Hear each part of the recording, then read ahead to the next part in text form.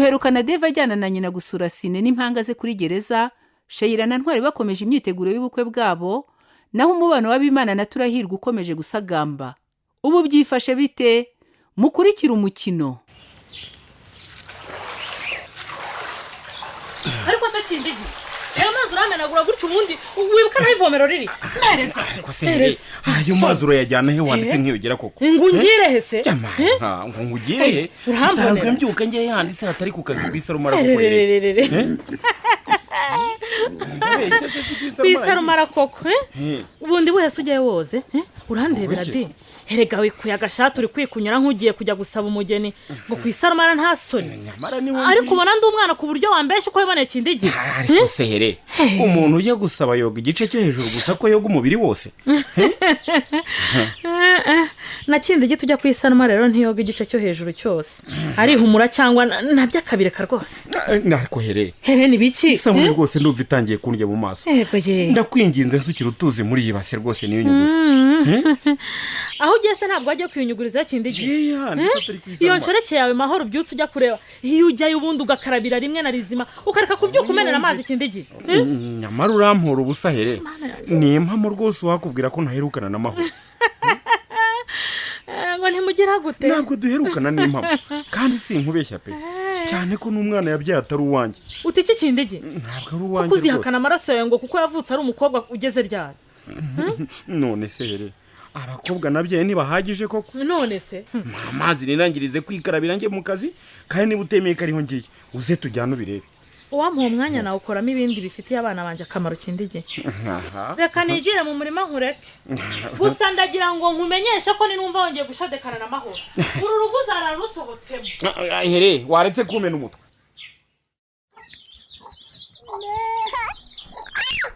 Uyishati tamwiza gahotamira nibi. Yego igikuga kiza cya mama ongera yego akose mana uyu mwana mwiza uzamukuze neza yaritonda ntarushya ikanda afite ababyeyi beza uzabaho umugisha itetu zamuhe ibarumuna be n'abasaza be. Turahirwa ndakumva cyakora uri umwana mwiza pe ariko ntukivune n'ukuri kandi Abima Karabe nongera kuvuga ibyo bintu ndarira teta niwumva ukuntu ayo mana ari kumbabaza mubwire ko ndi tonto wawe kandi kushaka kungaburira sibyo rata. cyakora no kurera abana urabishoboye rata. Nukuri reka tuziguranira akazi. Urabona se turamutse dushinze urugongi nawe ari icyatugora koko. Najya mba koza ibyombo utetse naba nese ukaba uri koza umwana. Aha nakaba mbabarira Turahirwa. Reka nikomereza imirimo ubwo utangiye kunyiterera isoni. None se Abima ndakumva amasaha narogeje cyangwa nzinya kogereza. Ni byiza ko mwese mwabashiye kuza uyu munsi nanone nkuko twe twabisezeranye. Ndabona no maso yanyu hakeye, harimo urukundo rudasanzwe, hari nabo nabonye kuva bagera hagatuki kakiri ku kandi. Ni byiza di. Nimukomereza aho kandi muzarusazana. None se sibyo? Hagiye wowe witwa Ntwari, uwo ni Sheila, amazina yanyu maze kuyafata. Wowe witwa Pelagie, fiancé wawe ni Samuel. Nabo ntavuze mu mazina yabo mwese ndabazi maze kubamenya. Hanyuma rero mu nyigisho z'umubano zabwo abagiye kurushinga, uyu munsi dufite umwarimu udasanzwe ugiye kubaha inyigisho nzi neza ko muri bukunde. Sibyo? Mukesha umwanya n'uwawe.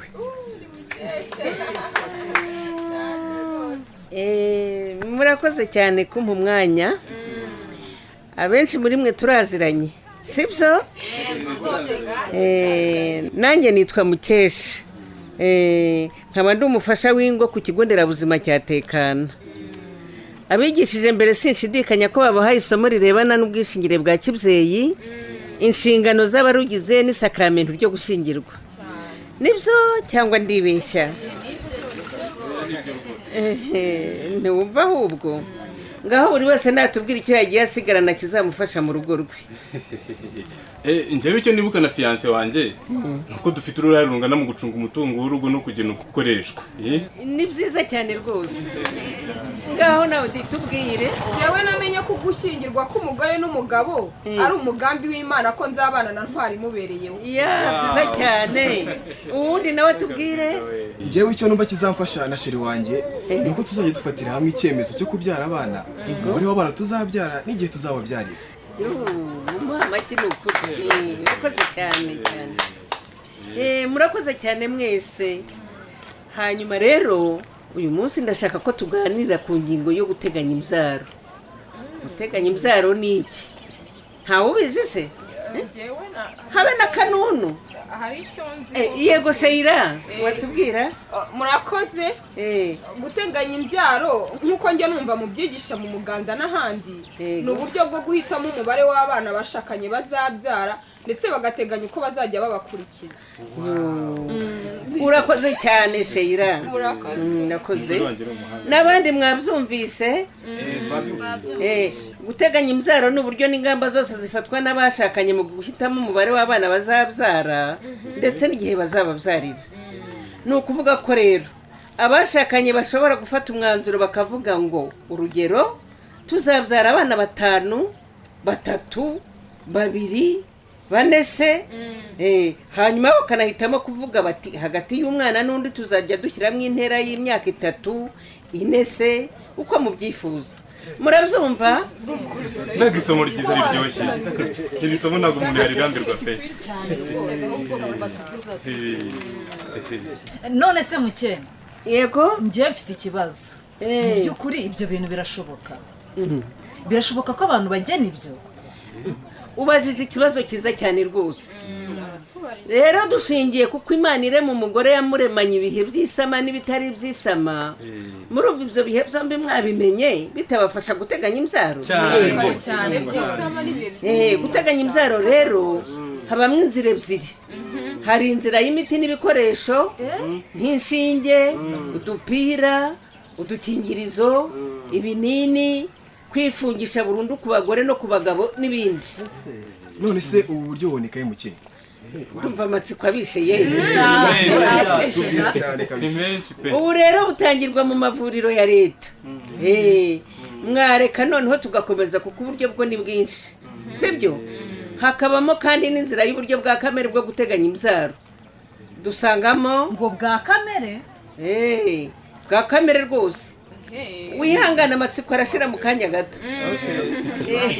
Muri ubwo buryo bwa kamere rero dusangamo uburyo bwo kugenzura ururenda, uburyo bwo kugenzura imimerere y'inkondo y'umura, uburyo bwo kugenzura ururenda ugenzura n'imimerere y'inkondo y'umura, uburyo bwo gupima ubushyuhe fatizo bw'umubiri, uburyo bwo gupima ubushyuhe fatizo ugenzura n'ibindi bimenyetso, uburyo bw'iminsi 2, uburyo bwo konsa, uburyo bwo kubara iminsi n'uburyo bw'iminsi idahinduka. Muri ubwo buryo bwose rero abashakanye bashobora kwihitiramo ububabereye akaba aribwo bakoresha. Ubuse bwo kandi buboneka Mukene? Urakoze cyane Ntwa. Ubu buryo bwa kamere bwo guteganya imbyaro mwabusanga ku kigo nderabuzima cya Tekana ari cyo nkoreraho nk'uko nabibabwiye. N'andi mavuriro ya Kiliziya Gatolika no ku maparuwasi yayo.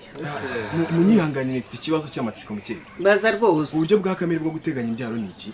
Urakoze cyane Samwe. Ndabizi hari n'abandi muri mwe mwibazaga iki kibazo. Cyane. Uburyo bwa kamere bwo guteganya imbyaro ni uburyo bushingira ku kumenya igihe cy'uburumbuke n'ibihe bitari by'uburumbuke biboneka mu kwezi k'umugore, bukanashingira kandi ku kwifata mu gihe cy'uburumbuke igihe abashakanye batarifuza kongera gusama. Murabyumva? Ariko haracyarimo urujijo. Nanjye mfite ikibazo Mukene. Ikibazo rwose. Dukomeza udusobanurire ubundi ukwezi k'umugore ko ni iki? Urakoze cyane Sheila. Ukwezi k'umugore ni igihe gitangirana n'umunsi wa mbere w'imihango kikarangirana n'umunsi ubanziriza imihango ikurikira. Murabyumva mwese? Yego turabyumva. None se muke yego uri bwo kunumva nk'uburyo bwa kamere watubwiye bushingiye ku kwezi k'umugore ubwo nyine kwifata n'ibiro abagore gusa ubundi bwa mugani sibo bireba gusa ubajije ikibazo cyiza niko ntwa nawe ni kubyumva oya kuko mu byo wavuze uburyo bwa kamere bushingiraho harimo no kwifata kandi ntabwo nkeka ko kwifata bireba abagore gusa nibyo rwose bireba impande zombi nyuma y'uko uburyo bwa kamere bushingira ku kumenya igihe cy'uburumbuke n'ibihe bitari by'uburumbuke biboneka mu kwezi k'umugore bukanashingira kandi ku kwifata mu gihe cy'uburumbuke igihe abashakanye batarifuza kongera gusama bivuze ko rero umushyikirano w'abashakanye ukorwa n'umugore n'umugabo bigasobanura ko bombi bifata birumvikana cyane nk'abitegura kurushinga rero ibyo ni ibintu mukwiye kuzajya mu rwanyu muzi murumva kandi mwarabifatiye ingamba sibyo hanyuma rero reka tuganire no ku kamaro ko guteganya imbyaro kuki mwumva ari ngombwa guteganya imbyaro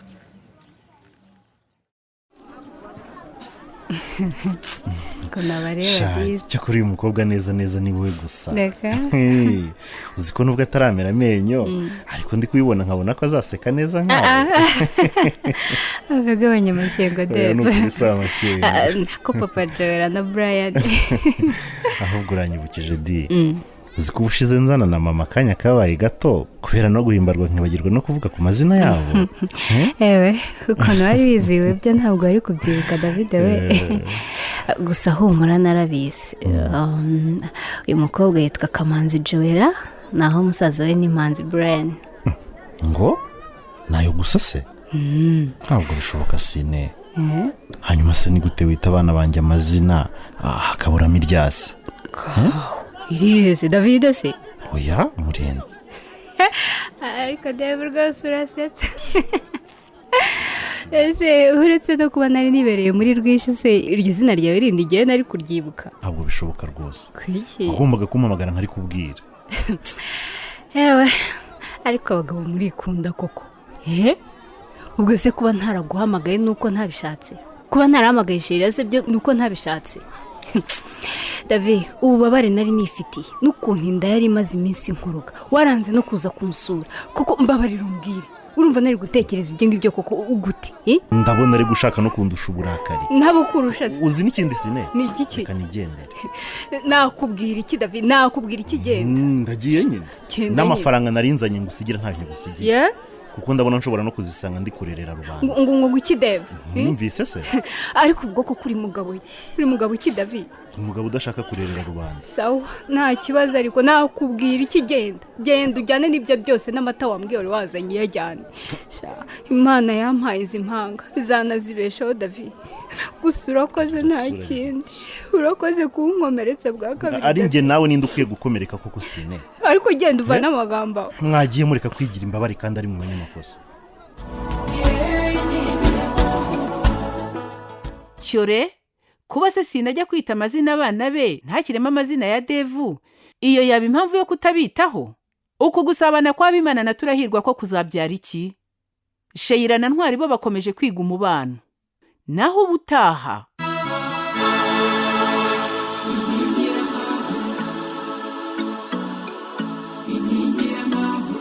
ikinamico inkingi y'amahoro muyigezwaho na Caritas Rwanda ku bufatanye na Minisiteri y'Ubuzima binyuze mu kigo cy'igihugu gishinzwe ubuzima RBC ku nkunga ya Enabel itambuka kuri Radio Rwanda kuwa kabiri isaa 12:15 z'umugoroba kuwa gatatu isaa 2:15 z'ijoro no kuwa kane saa 12:15 z'umugoroba ku bacikanywe ibi bice byose byatambutse mu cyumweru byongera kunyuzwaho kuwa gatanu saa 2:15 z'ijoro no kuwa gatandatu saa 8:00 z'amanywa mwayikurikirana kandi ku rubuga rwacu rwa YouTube wanditsemo ikinamico inkingi y'amahoro inkingi y'amahoro bakunze b'ikinamico inkingi y'amahoro hari icyifuzo ikibazo cyangwa se indi nyunganizi wifuza kutugezaho watwandikira cyangwa se ukaduhamagara kuri 079 81 13 120 cyangwa se 0788435206. bitihise ukatwandikira kuri email. Adrese ni inkingi y'amahoro 2023@gmail.com. inkingi y'amahoro.